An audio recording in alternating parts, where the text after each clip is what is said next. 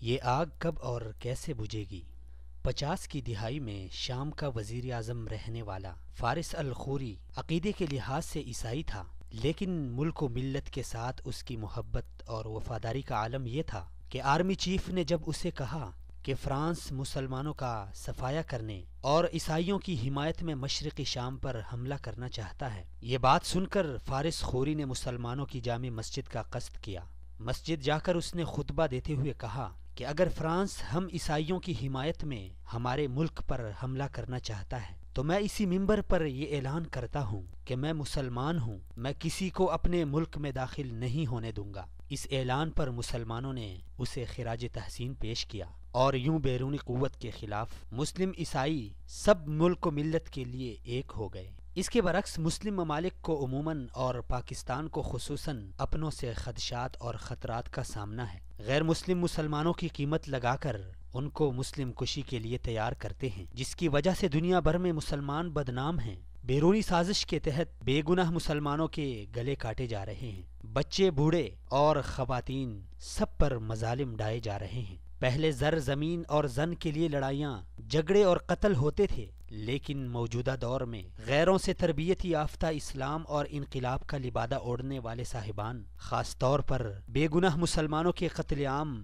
اور مسلم ممالک میں انتشار پھیلا رہے ہیں۔ انسانوں کو گاجر مولی کی طرح کاٹا جا رہا ہے۔ انسانیت کو نابود کرنے کے لیے نت نئے طور طریقے استعمال ہو رہے ہیں۔ جب ہم اپنے ملک میں امن و امان کی مجموعی صورتحال کو دیکھتے ہیں تو ایک طرف خودکش حملہ آور اور بم پھینکنے والوں نے قومی زندگی کی حالت ابتر کر رکھی ہے، تو دوسری طرف سیاسی پارٹیاں برسری پیکار ہیں، جس کی وجہ سے بیرونی طاقتوں کو مزید تقویت مل رہی ہے۔ آخر ہم سب ایک ہیں، ایک اللہ تعالیٰ، ایک نبی اور ایک قرآن کو ماننے والے ہیں، پھر کیوں ایک جگہ بیٹھ کر مسائل حل نہیں کر سکتے؟ کدورتیں ختم کر کے ایک ہو جائیں، مل جل کر ملک اور قوم کی فلاح کے لیے کام کریں۔ ان خودکش حملہ آوروں کے علاوہ ہم فرقہ بندیوں میں بٹ کر ملک کی جڑیں کیوں کھوکھلی کر رہے ہیں؟ ہمارا سب کا مفاد ملک میں امن اور ملک کی ترقی میں مضمر ہے۔ ہمیں یاد ہونا چاہیے منفعت ایک ہے، اس قوم کی نقصان بھی ایک، ایک ہی سب کا نبی، دین بھی ایمان بھی ایک، حرم پاک بھی اللہ بھی قرآن بھی ایک، کچھ بڑی بات تھی ہوتے جو مسلمان بھی ایک۔ لیکن فرقہ پرست اور سیاست دانوں نے کبھی ان زرعی اقوال کی طرف توجہ نہیں کی۔ دنیا کا کون سا اسلامی ملک ہے آج جس میں انتشار اور بدامنی والی صورتحال نہیں؟ دنیا بھر کی آبادی میں 1/3 مسلمان ہیں، لیکن آج مساجد اور غیر مسلموں کی عبادت گاہیں تو درکنار، یہود و ہنود کے پروردہ ایسے بدبخت نام نہاد مسلمان بھی ہیں جو خانہ کعبہ اور مسجد نبوی صلی اللہ علیہ وسلم پر حملہ آور ہونے کے درپے ہیں۔ حرم پاک کی پاسبانی کے بجائے وہ حرمین شریفین کو مسمار کرنے پر تلے ہوئے ہیں۔ خفیہ ہاتھوں سے مالی منفعت کے بدلے وہ کچھ بھی کرنے کو تیار ہیں۔ ایسے بدبختوں کا ذکر اپنی جگہ، لیکن ہمارے قومی رہنما بھی ملک میں غیر یقینی صورتحال پیدا کرنے کے درپے ہیں۔ پس پردہ کچھ خفیہ شاطر لوگ اپنے مفادات کی بینٹ ملک اور قوم کو چڑھا رہے ہیں، لیکن ہوس کے پجاری یہ سمجھنے سے قاصر ہیں کہ ہم جو کچھ کر رہے ہیں ہمارے اپنے مفادات کے بھی خلاف ہے۔ سیاسی نظریات اور گروہ بندی ملک کی ترقی کی راہ میں رکاوٹیں، سندھی، بلوچی، مہاجر، پنجابی، پٹھان، سرائکی، ہزاروی، پشتون کے علاوہ وہابی، بریلوی، حنفی، شیعہ اور ان کے آگے کئی فرقہ بازیاں سب ملک و قوم اور نوع انسانی کی فلاح کے دشمن بنے ہوئے ہیں۔ ہم سب کیوں پاکستانی نہیں؟ کیوں علاقائی اور ذات پات کے پھندے میں جکڑے ہوئے ہیں؟ ہم سب کیوں صرف اور صرف مسلمان نہیں؟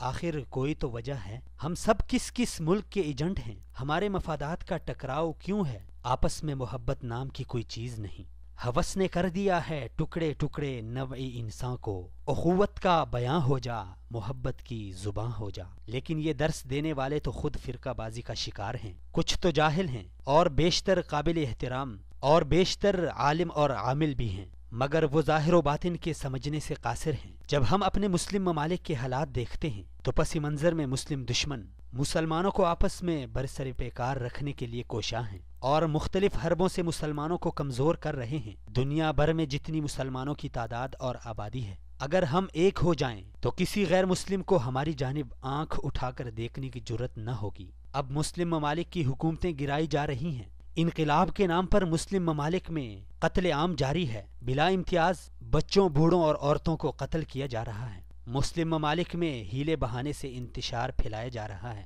جو وقت بیت گیا سو بیت گیا۔ قومی اور بین الاقوامی لیول پر اگر آج بھی مسلمان اقبال کے فرمان پر عمل پیرا ہو جائیں، فرد قائم ربط ملت سے ہے، تنہا کچھ نہیں، موج ہے دریا میں، بیرونی دریا کچھ نہیں، تو ہم دنیا پر حکومت کر سکتے ہیں۔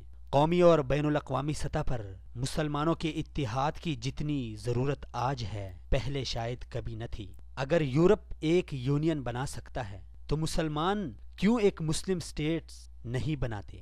اگر یورپ ایک یونین بنا لیتا ہے، سینکڑوں زبان بولنے والے اگر متحد ہو سکتے ہیں تو مسلمان کیوں نہیں ہو سکتے؟ اگر ہم متحد اور متفق ہو جائیں تو تمام مسلم ممالک سے بھوک افلاس ختم ہونے کے ساتھ ساتھ دفاعی طور پر بھی ہم اس قدر مضبوط ہو جائیں گے کہ پھر حرم کی پاسبانی کا حق ادا کرنے کے اہل ہوں گے۔ کشمیر اور فلسطین، شام اور عراق، یمن اور تمام مسلم ممالک کے مسائل حل کرنے کے لیے مسلمانوں کو مسلم دشمنوں کا مرہونی منت ہونے کی ضرورت نہ ہوگی۔ اللہ ہمارا حامی و ناصر ہو۔